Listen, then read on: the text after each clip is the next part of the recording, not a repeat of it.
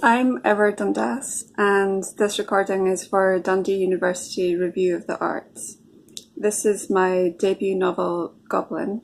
It's about a girl in World War II London, and it centres around when she witnesses the Pet Massacre, which happened just after war was declared in London. I'm going to read you a couple of short extracts, and the first is a teaser from the beginning. Bones, dull parts, a shrew head, a camera. The film, it said, is in remarkably good condition. The developed photographs are particularly valuable. Many of them record events in London during World War II. Most importantly, there is a photograph depicting the aftermath of the Pet Massacre, an event which remains largely undocumented. Some of the photographs, it said, could assist in identifying the photographer.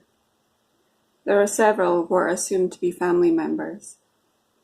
Because of the angle from which most of the photographs are taken, it has been suggested the photographer was a child. Although, it said, there is much debate about this. It was decided the photographs of family members should be published in the hope someone will recognise them. It is hoped, it said, someone will come forward. It is said, it is thought, it is hoped, someone will come forward.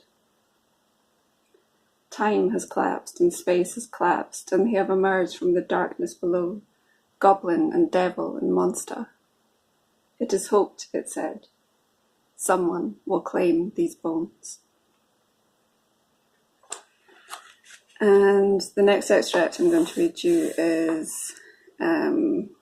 takes place in London in August 1939. Bulbous silver slugs glittered in the sky, a stunning sky, shot through with hazy pink as twilight fell. Pure white clouds were erupting on the horizon, a shifting, billowing mass bringing a cool breeze.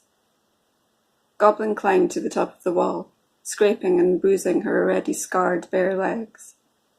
She watched as the breeze buffeted the silver slugs. "The Martians have come," she yelled. Goblin cantered on the wall, arms reaching up. Devil ran back and forth below, barking. Goblin sat in the wall, watching the sunset, the balloons swaying and glinting. Mackenzie turned up and pushed Devil up by the arse, his front paws scrabbling. Goblin hooked her arm around his neck, pulling. He sat by her side, panting, licking her ear. Mac climbed up after Devil, the three of them sitting watching the lazy Martian invasion. "Where's Stevie?" Mac shrugged. "His ma said he couldn't come out." "Why's that?" "Dunno." Goblin pointed to the barrage balloons and said, "The Martians have come." "They're to stop the Martians." "I suppose," said Goblin, "but they look like rocket ships."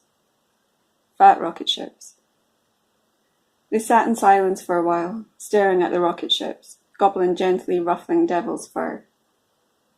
"Do you think there will be a war?" said Goblin. "Mom says for certain, after the Russians made that pact with Germany." "What's a pact, anyway?" "I dunno," said Mac. He chewed on his lip and said, "Think it just means they're on the same side."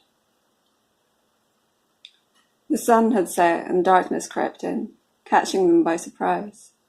It was like the tide, seemingly so far off, suddenly sweeping over them. The barrage balloons no longer seemed futuristic or comical, but simply ominous black masses weighing heavily across London.